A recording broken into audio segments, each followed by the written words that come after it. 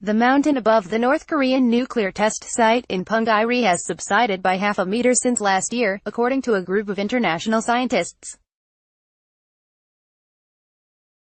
The group of scientists from China, Germany, Singapore and the U.S. published a report in the latest edition of Science, after analyzing satellite images of Mount Mantap before and after North Korea's nuclear test on September 3 last year.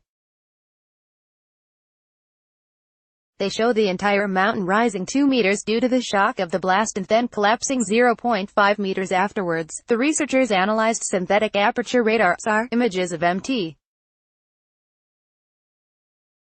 Mantap taken by German and Japanese satellites. SAR calculates the distance from the satellite to the surface of the Earth to determine changes in altitude. The scientists believe the nuclear blast occurred around 450 meters below the peak of Mt. Mantap, which stands 2,205 meters above sea level. The blast melted the surrounding granite, creating a cavernous hollow measuring around 50 meters in diameter. Douglas Dreger of UC. Berkeley, and one of the authors, said the collapse of Mt. Mantap appears to be continuing. The scientists said the underground tunnel beneath Mount Mantap may have collapsed after the sixth nuclear test caused an artificial earthquake measuring 5.2 on the Richter scale, followed by a 4.5 magnitude aftershocks minutes later.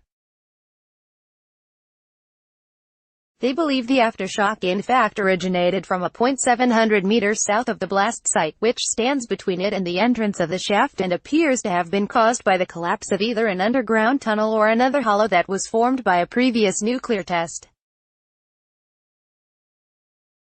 Based on the data, the researchers estimated the North's sixth nuclear test at 120 kilotons, equivalent to 120,000 tons of TNT, which would make it 8 times stronger than the atomic bomb that was dropped on Hiroshima, Japan at the end of World War II.